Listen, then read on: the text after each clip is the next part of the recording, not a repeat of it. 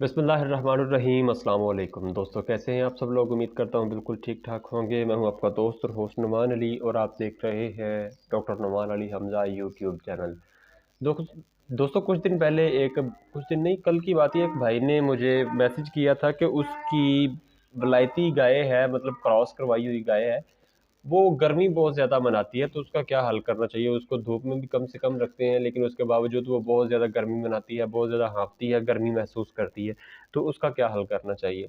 तो आज की इस वीडियो में हम इसी चीज़ के मतलब बात करेंगे कि गर्मी आ चुकी है और उससे जानवरों को किस तरीके से बचाना है कि हीट स्ट्रोक की तरफ जानवर ना जाए, हाँफने का काम ख़त्म करे, उसको इतनी ज़्यादा गर्मी महसूस ना हो।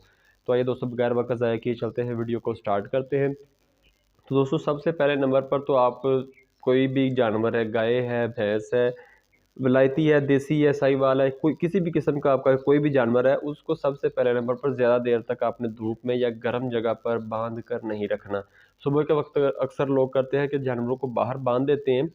तो आप ज़्यादा से ज़्यादा 9-10 बजे तक जानवरों को बाहर रखें, ये बहुत टाइम होता है। इसके बाद जो गर्मी वाला टाइम है वो काफ़ी हाई हो जाता है, तो वो गर्मी मेरे ख्याल से बर्दाश्त करनी काफ़ी मुश्किल रहती है सबके लिए ही। तो इस इतने टाइम तक आप अपने जानवर को बाहर रखें। इसके बाद आप जानवर को बाहर ना रखें, जानवरों को वापस बाड़े में ले आएँ या फिर छाँव में बांधें। और अगर आपने जानवरों के लिए बाड़ा बनाया हुआ है, मतलब बाड़े में ही आपने रखना है छाँव के वक़्त, या फिर गर्मी जिस वक़्त पड़ रही है, आपने छाँव के मकसद के लिए बाड़े में जानवरों को लेके आना है, तो बाड़े में पंखों का इंतज़ाम करें। कोशिश करें वो जो एयर कूलर होता है या एग्ज़ॉस्टर फ़ैन होता है, उसका इस्तेमाल करें, वो ज़्यादा फ़ायदेमंद है मेरे ख़्याल से तो। क्योंकि उसकी हवा काफ़ी ठंडी होती है, और जो कूलर होता है वो एयर कूलर, उसकी तो फिर एसी को भी पीछे मतलब वो छोड़ देता है। आप इनमें से कोई भी इस्तेमाल कर सकते हैं। अगर कोई भी नहीं कर सकते तो कम से कम पंखों का इंतज़ाम जो है वो आप ज़रूर करें। ये करने के बाद आपने क्या करना है कि हर वक़्त जब भी मतलब आपने जानवरों को पानी पिलाना है ना, पानी के अंदर शक्कर या फिर ग्लूकोज़ का इस्तेमाल ज़रूर करना है, ताकि जानवर जिस्मानी तौर पर ठंडा महसूस करे, अंदरूनी तौर पे। तो इसके अलावा अगर हो सकता है, ब कुछ जानवरों को होता है कि आप ये चीज़ें भी इस्तेमाल करवाते हैं, उसके बावजूद वो आपके जो जानवर हैं उनका क्या कहते हैं, गर्मी नहीं जाती, तो ऐसे जानवरों को आप तारे मीरे का इस्तेमाल करवा सकते हैं। तो तारे मीरे के ऊपर मेरी एक वीडियो बनी हुई है, मैं कोशिश करूँगा कि उसका मैं लिंक भी आपको डिस्क्रिप्शन में दे दूँ, लेकिन बता भी देता हूँ मैं आपको यहाँ पे।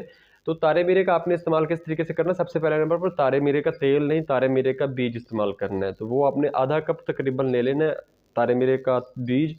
उसको आपने रात को भिगो के रख देना है, सुबह को उठ के आपने उसको पीसना है, पीस के उसके अंदर उतनी ही मिकदार में शक्कर मिक्स करके आपने जानवर को खिला देना है। इससे इंशाल्लाह आपके जानवर की गर्मी बड़ी दूर दूर तक चली जाएगी। इससे हटकर ये आपके जानवर के दूध के बढ़ाने में का भी मतलब सबब बनता है।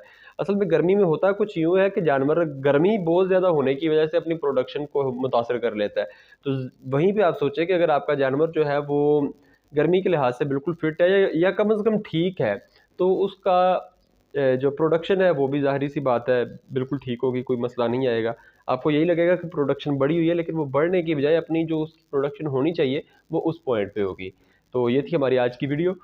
उम्मीद है वीडियो आपको अच्छी लगी होगी। अगर वीडियो अच्छी लगी हो तो लाइक कीजिए, दोस्तों के साथ शेयर कीजिए और कमेंट सेक्शन में अपनी राय का इज़हार ज़रूर कीजिएगा। तो दोस्तों, अपना ख्याल रखिए, घरवालों का ख्याल रखिए और मुझे दुआओं में याद रखिएगा। अल्लाह हाफ़िज़।